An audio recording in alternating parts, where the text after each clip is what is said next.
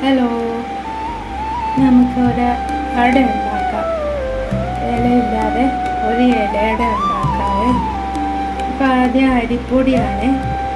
അരിപ്പൊടി എടുത്തിട്ട് ഒരു 2 സ്പൂണ് നെയ്യ് ചേർത്തിട്ടുണ്ട്, ഒരു നുള്ളു ഉപ്പ് ചേർത്തിട്ടുണ്ട്. എന്നിട്ട് നമ്മളിത് മാവ് നല്ലോണം കുഴച്ച് വെച്ചിരിക്കുകയാണ്.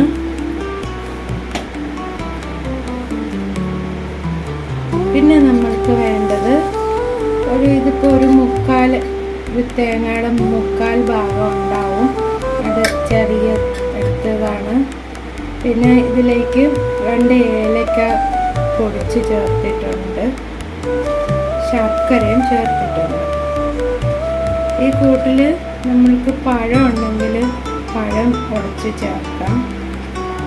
ചക്കപ്പഴമോ കുഞ്ഞു പഴമോ അല്ലെങ്കിൽ പിന്നെ നേന്ത്രപ്പഴം വേവിച്ചിട്ട് ഉടച്ച് അരിയൊക്കെ കളഞ്ഞ് അങ്ങനെ വേണമെങ്കിലും ചേർക്കാം. പിന്നെ കുറച്ച് ഡ്രൈ ഫ്രൂട്ട്സ് ചേർക്കാം. ഇതിലിപ്പോൾ അതൊന്നും ഇല്ല. തേങ്ങയും ശർക്കരയും 2 ഏലക്കായും മാത്രമേ ഉള്ളൂ.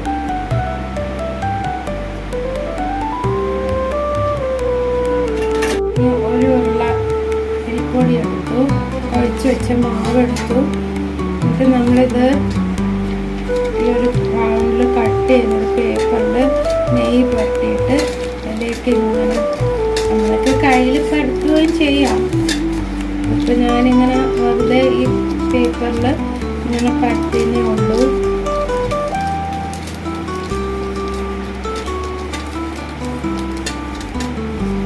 അപ്പോൾ ഒരു പ്ലേറ്റിൽ ഗ്രീസ് ചെയ്തിട്ടോ വെറുതെ കൈപ്പത്തിയിൽ പരത്തിയിട്ടും ഒക്കെ ചെയ്യാം. അപ്പം ഞാൻ ഈ പേപ്പറിലൊന്ന് പരത്തണം എന്നിങ്ങനെ തോന്നി, അങ്ങനെ പരത്തുകയാണ്.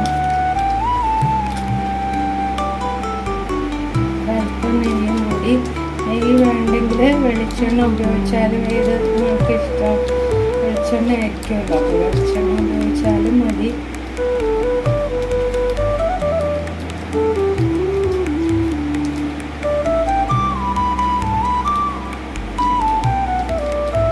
ഇലയിൽ മാവ് കലക്കി ഒഴിച്ചിട്ട് അട ഉണ്ടാക്കാം. ഇതിലും തിന്നായിട്ട് കിട്ടും.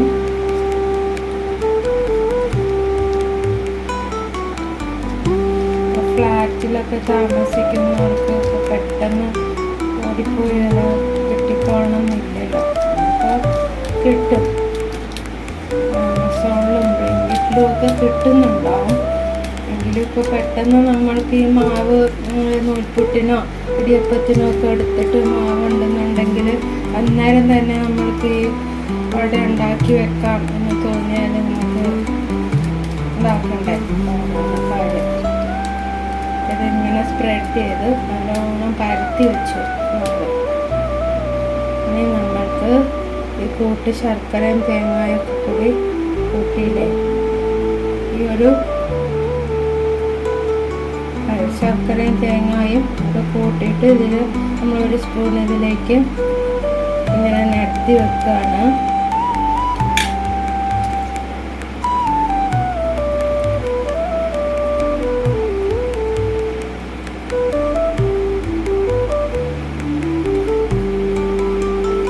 മധുരം നല്ല ഇഷ്ടമുള്ളവർക്ക് നല്ലോണം വേറെ ചേർക്കാം. കുറച്ച് മതിയെങ്കിൽ കുറഞ്ഞ അളവിൽ മതിയാവും. നമ്മൾക്ക് ഈ പേപ്പർ തന്നെ ഫോൾഡ് ചെയ്യാം. ഫോൾഡ് ചെയ്തിട്ട്